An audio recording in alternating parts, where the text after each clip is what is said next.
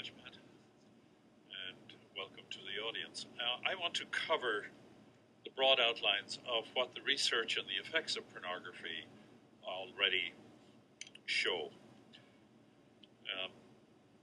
It's a difficult area to research, but there's been a lot going on for over 30, 35 years now. And the way I would sum it up is that viewing pornography, that readily available pornography on the internet, in movies and videos and all the rest, that sort of pornography, if indulged in repeatedly for any length of time, gradually induces what I would call a neurosis, and if the person becomes addicted, essentially forms a certain type of psychosis. It's a limited psychosis, limited in the sense of its scope, but it's very real and very distorting. Now, they're serious charges. Psychosis is normally, neurosis is something that affects the internal functioning without making the person totally dysfunctional. And then psychosis is where the person is essentially living partly outside of reality, or well outside of reality. Underneath both of these conditions is a gradually emerging set of research coming out of neurobiology, which essentially is confirming this, or at least adds to it, that the neural pathways are developed, and these are very distorted. These pathways embody and concretize and make much more permanent the distortions in thought and in feelings that pornography bring about. Now, what are some of these? In general, pornography has the opposite effect to what most men, who are the bigger users, 3 to 4 to 5 times as much as women, it decreases their capacity for the sexual. It distorts their view of what sexuality is. Gradually, if indulged in, their perceptions of women change. They think women are interested in a certain sort of sexual behavior, which really is the very opposite of what women are interested in, so they begin to get quite distorted. This then carries over into their girlfriend relationships, or if they're married, to their relationships with their wives, and then with their children.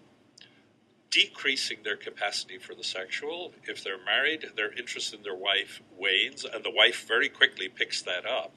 So the marriage begins to get off kilter. If they watch a lot of internet chat stuff, they're much more likely then to get involved with the person or persons with whom they're having this internet chat, and then that, of course, can lead very quickly to infidelity. Men who watch pornography, be they adolescents right to middle age, they also begin to think that violent pornography, and as they indulge in one form of pornography, that quickly wanes, and then they go for something more perverse. So there's almost a track record of going from the mild into the much more perverse. As they do that, they become much more accepting of violent pornography, and then part of the distortion is that they think that women enjoy the violence. And this is, by that stage, they are really getting disconnected from human social reality, and it's on that basis I call this a psychosis, and it's very, very difficult to treat. The effect on adolescent boys, and that's where most of this pornography begins. The vast majority of adolescents now stumble across pornography. They're not out there seeking it, but they stumble across it. And that's for about 70 to 80% is the best estimate we have. Of those,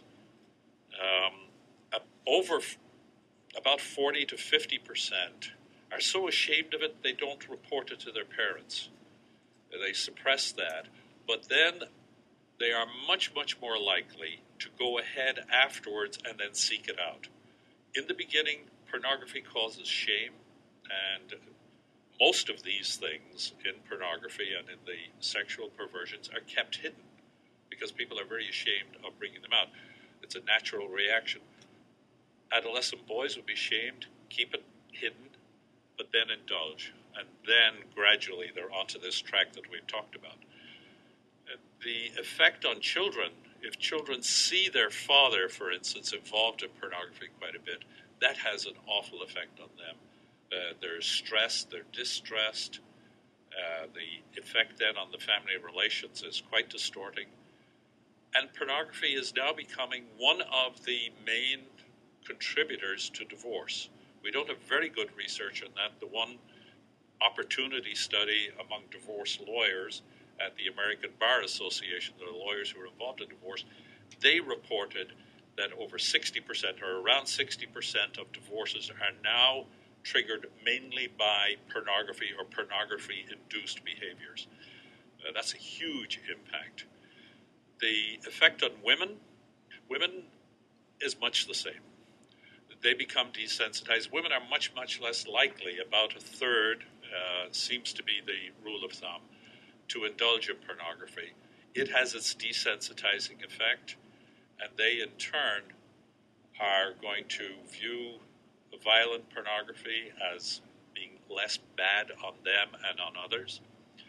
However, I want to repeat again, it is mainly men who watch this and men who are the carriers of the distortion and on into the rape.